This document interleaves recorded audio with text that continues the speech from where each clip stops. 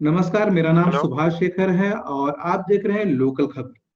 PM care fund, यह बात तब सामने सबके सामने आया जब जब देश में कोई आपदा होती है और लोगों से फंड और मदद मांगी जाती है सरकार के द्वारा।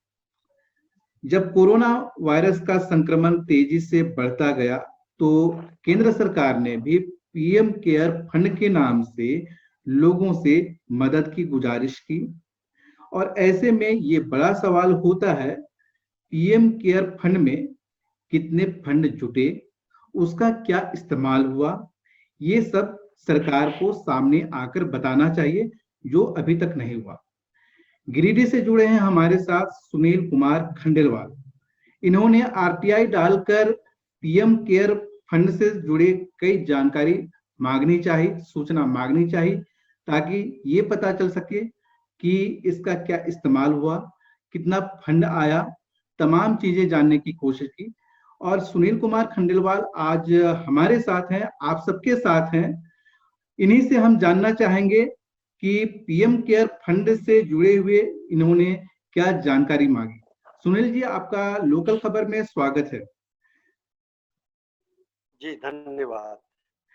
बताएंगे कि आपने पीएम केयर फंड से जुड़ी हुई प्रधान केंद्र सरकार से क्या कुछ जानकारी मांगी, उसमें क्या क्या पॉइंट सबमिट किया और कब किया, सारी जानकारी बताइए।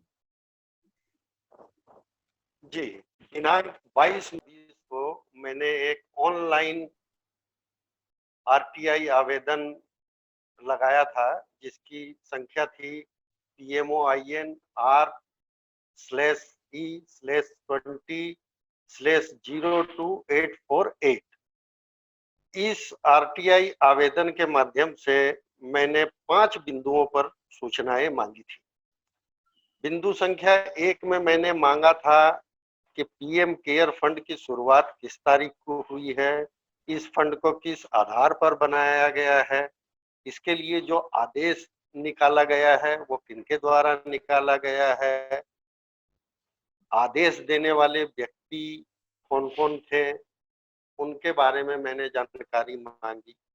बिंदु संख्या 2 में मैंने पीएम केयर फंड को संचालित करने हेतु यदि मंत्रिमंडल सचिवालय की बैठक में कोई प्रस्ताव पारित किया गया था या इसकी अनुमति ली गई थी, तो उस प्रस्ताव के संबंध में आदेश की प्रति की प्रमाणित प्रति मांगी थी। बिंदु संख्या 3 में मैंने मांगा था कि पीएम केयर फंड के नाम से खाता खुलवाने के वक्त जिन जिन दस्तावेजों को बैंक के पास सुपुर्द किए गए हैं, जमा किए गए हैं, उनकी प्रमाणित प्रति उपलब्ध कराई जाए। पीएम केयर फंड को खोलने की तिथि से अभी तक का खाता विवरण, अकाउंट स्टेटमेंट जो है, उसकी प्रमाणित प्रति मैंने मांगी थी।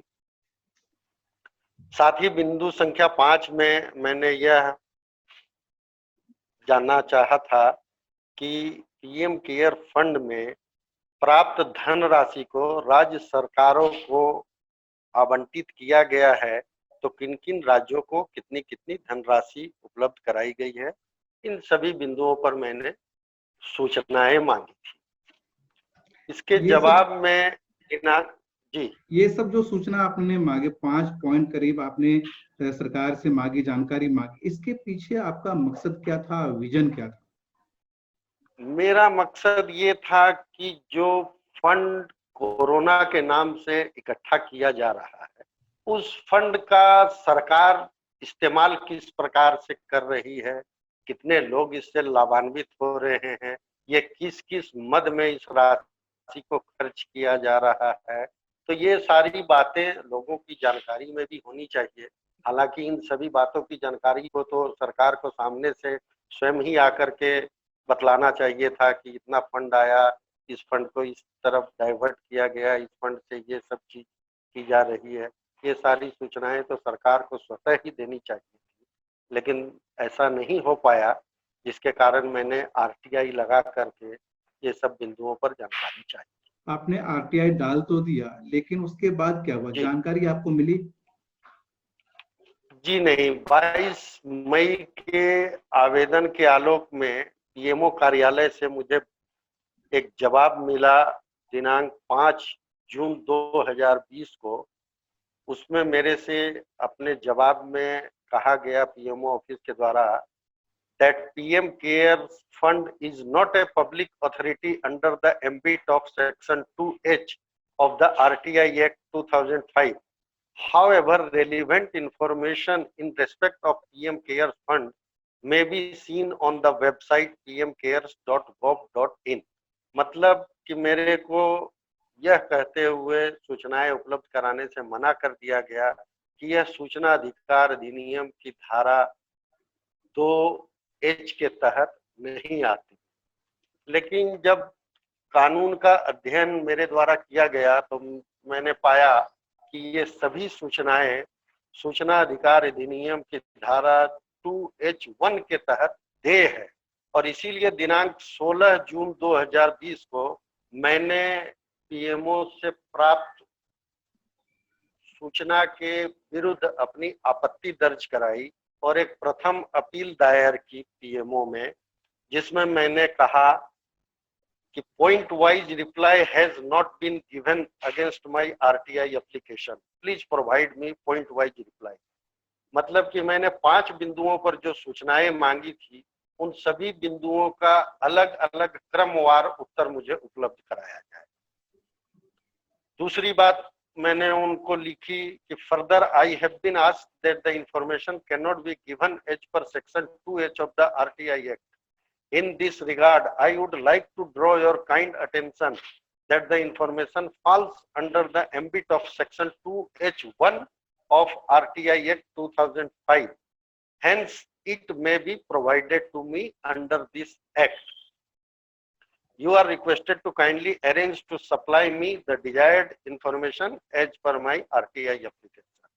मतलब मैंने कहा कि आपने जो सूचनाएं उपलब्ध कराने से मेरे को मना कर दिया है धारा 2H आरटीआई एक्ट का रेफरेंस देते हुए, तो ये धारा 2H1 में देय है, जिसके अनुसार यदि कोई ऐसा निकाय है जो केंद्रीय सरकार के स्वामित्वाधीन, नियंत्रणाधीन या उसके द्वारा प्रत्यक्ष या अप्रत्यक्ष रूप से उपलब्ध कराई गई विधियों द्वारा वित्त पोषित है, तो ये इस धारा में लागू होता है और इनको चाहिए था कि ये समस्त सूचनाएं मुझे उपलब्ध कराते, लेकिन दुर्भाग्यवश ऐसा नहीं हो पाया है। 2H1 के तहत आपको सारी सूचनाएं मिल जानी चाहिए थी। इसके लिए आपने सेकंड अपील भी किया है और अब आप इंतजार कर रहे हैं कि कब आपको ये सारी सूचनाएं मिले जो आपने केंद्र सरकार के साथ मांगी है। अब आगे क्या करेंगे? अब आगे जो इनका जवाब कल ही मेरे कल की डेट में आज मुझे प्राप्त हुआ है, ये फर्स्ट अपील के अगेंस्ट में प्राप्त हुआ है। हालांकि मैंने ये फर्स्ट अपील दायर की थी दिनांक 16 जून 2020 को, तो इसका निष्पादन अंतिम रूप से 16/7/2020 तक हो जाना चाहिए था, लेकिन किसी कारणवश नहीं हुआ। और आज जो मुझे पीएमओ ऑफिस से जो जवाब मिला उसमें उन्हीं सब बातों को दोहराया गया जो इनके पीआईओ के द्वारा मुझे पूर्व में सूचनाएं उपलब्ध कराई गई थी। सूचनाएं उपलब्ध कराई गई थी इन द सेंस कि धारा सेक्शन 2H के तहत ये समस्त सूचनाएं उपलब्ध नहीं कराई जा सकती, और मेरे द्वारा जो आपत्ति दर्ज की गई थी कि धारा 2H1 के तहत आपको ये सूचनाएं दे देनी है, उन धारा के विषय में उन्होंने कुछ भी नहीं कहा और डिस्क्लोज करने से साफ साफ मना कर दिया। तो अब दोबारा से एक द्वितीय अपील दायर करूंगा मैं और माननीय केंद्रीय सूचना आयोग से ये निवेदन करूंगा कि समस्त सूचनाएं धारा 2H1 के तहत जो देय है उसमें उपलब्ध कराई जाए ताकि लोगों को जानकारी हो सके पीएम केयर फंड के बारे में। सूचना का अधिकार 2005 भारतीय नागरिकों को जानने का अधिकार देता है ताकि सिस्टम में पारदर्शिता बनी रहे, लोगों को सब कुछ पता चले, चाहे तो वो पंचायत लेवल का कोई दफ्तर हो या फिर केंद्रीय स्तर का कोई भी जानकारी हो। कुछ बंदिशें जरूर हैं, लेकिन सूचनाएं मिलनी चाहिए और पारदर्शिता की जो बातें कही गई हैं वो दिखना भी चाहिए। आप देखते रहिए लोकल खबर।